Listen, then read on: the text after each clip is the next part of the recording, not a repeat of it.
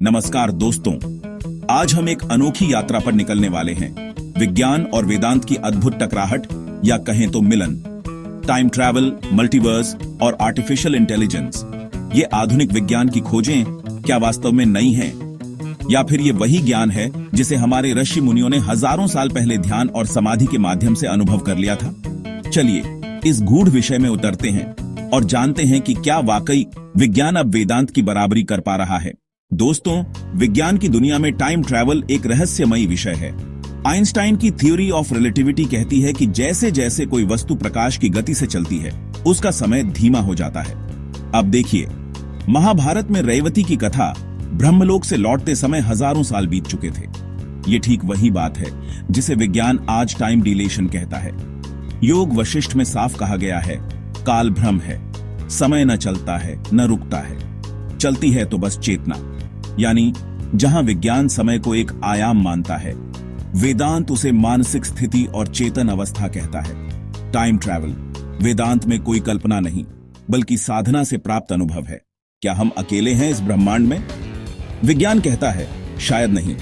Quantum mechanics और string theory के अनुसार हर निर्णय, हर संभावना एक नया ब्रह्मांड बना सकती है। अब सुनिए वेदांत की बात। श्रीमद् भागवत कहता है, ब्रह्मा की हर एक श्वास से एक नया ब्रह्मांड उत्पन्न होता है।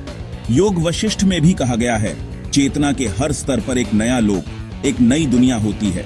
और गीता में भगवान कृष्ण जब अर्जुन को विश्व रूप दिखाते हैं तो उसमें अनगिनत लोक, ब्रह्मांड और जीवन दृष्टिगोचर होते हैं। क्या ये मल्टीवर्स नहीं है? फर्क इतना है, विज्ञान उसे टेलीस्कोप से देखना चाहता है और वेदांत उसे ध्यान से भीतर अनुभव करता है। एआई यानी आर्टिफिशियल इंटेलिजेंस।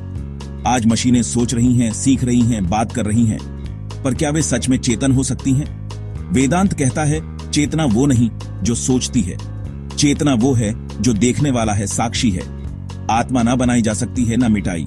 मशीनें सिर्फ बुद्धि की नकल कर सकती हैं, पर आत्मा की नहीं। चाहे जीपीटी हो या रोबोट सोफिया, उनमें निर्णय लेने की क्षमता हो सकती है, पर वे स्वयं को जान नहीं सकते। वेदांत में चेतना स्वाभाविक है, विज्ञान में वह कृत्रिम है। अक्सर हम सोचते हैं कि विज्ञान और अध्यात्म एक दूसरे के विरोधी हैं, लेकिन सच्चाई यह है कि दोनों एक ही सत्य को अलग अलग तरीके से देख रहे हैं।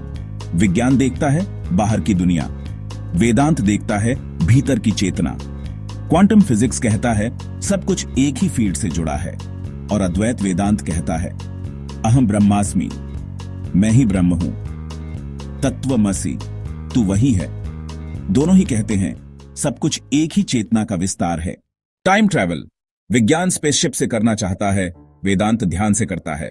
मल्टीवर्स विज्ञान उसे गणना से समझता है, वेदांत उसे चेतना से। एआई विज्ञान चेतना बनाना चाहता है, वेदांत कहता है चेतना तो स्वयं में ही पूर्ण है। विज्ञान जितना बाहर की खोज करेगा, अंत में उसे पता चलेगा सत्य तो भीतर है।